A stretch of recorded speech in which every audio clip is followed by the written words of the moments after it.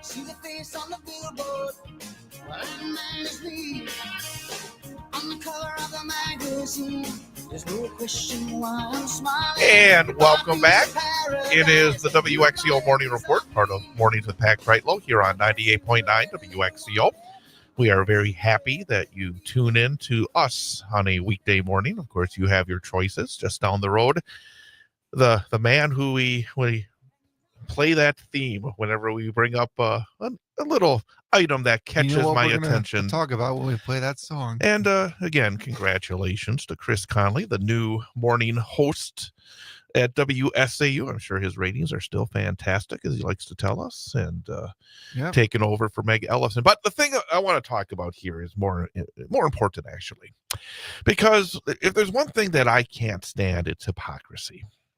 And over the last 2 days, Mr. Conley and I just happened to take a peek at his commentary, and you can take a peek at his commentary as well if you feel like it over at the website for WSAU Radio.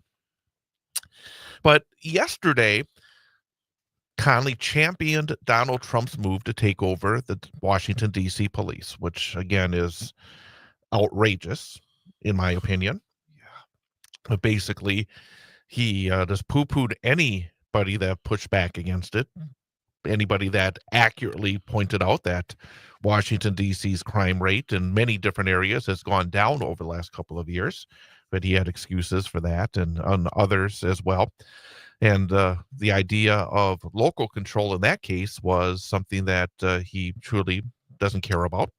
And then after yesterday talking about that and writing about that, today, Mr. Conley talks about the issue of in the village of Weston, a fire fee, and that's been talked about. And in this case, Mr. Conley thinks that the village trustees should not be the ones making the decision on this, that it should go to a referendum. And he quotes a former trustee who happens to be a far-right conservative. Okay. So the one person he quotes in it to give a little foundation to his point of view is somebody that thinks exactly down the line like he does. But basically, Conley is saying that this should be put on as a referendum in the village of Weston. I can talk about this because I'm actually a resident of the village of Weston, so I feel I can speak of this in a somewhat intelligent way. Go ahead. But Mr. Conley thinks that this is an issue that should be decided by the 16,000 people in the village of Weston.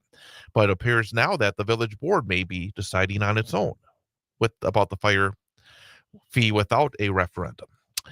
The thing I'm going to point out here, there are times that a referendum is good. And there are times I think that the people that you elect should do the job that you elected them to do.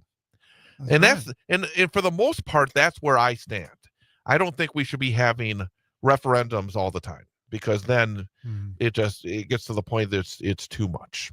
But at the same time, there may be instances where it is the right thing to do. But I tend to be of the persuasion on any issue. And sometimes I get upset because a board may go against what I think is the will of the people.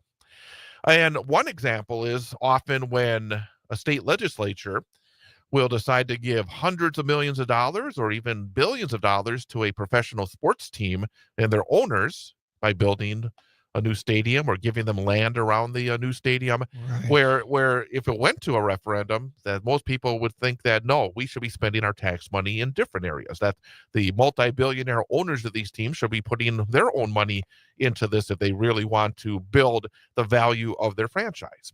But more often than not, frankly, you never see an instance where the entire voting public gets an opportunity to do that.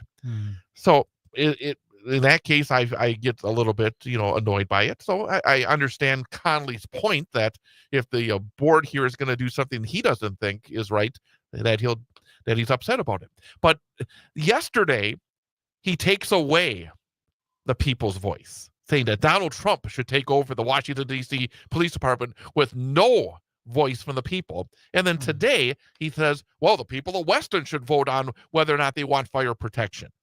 That's hypocrisy. Hypocrisy. So I found the idea back-to-back days going from one end of the of the page to the other is kind of silly. But no, that's just, he's got his right to have his opinion too. It is. But I just thought it was sort of odd that he would go in that direction. I'm glad you said something. Well, and again, I understand there are points where you would like to see full referendums, but it shouldn't be strictly based on, well, the board is going to do something I don't like. Mm-hmm. You either be consistent or not be consistent. Either the people get the voice or they don't get the voice, because Washington, D.C.'s minority communities apparently don't get the voice that Chris Conley's communities get. So, all right, let's go into our number for the day quiz. You're 1 for 2 this week. That's right. And I know you're a big Disney fan, so yes, I've got another Disney little item here for you to wrap things up. Okay. It was on this date, August the 13th of what year, that Walt Disney's animated classic Bambi premiered at Radio City Music Hall in New York City. Bambi. So when did it premiere? It was on this date in what year? And your choices are 1942, right, 1952, 1962. 1942, 52, or 62. Okay, if I remember my Disney history, I gotta go back a little bit. I do remember this. 42, 52, or 62, right? 42, 52, and 62. Okay, final answer. I'm going my gut on this one. I'm going to say 1942. 1942 is my final answer. Walt Disney's animated feature Bambi premiered on August the 13th of 1942. Yes. 2 out of 3 this week. Oh, I'm so thankful I got that right. All right. Well, tomorrow we'll be back. We will have an opportunity to talk about what's going on at the Grand Theater in Wausau. As once again, we'll have Anya Hannington joining us. So that's tomorrow. We'll talk to you then.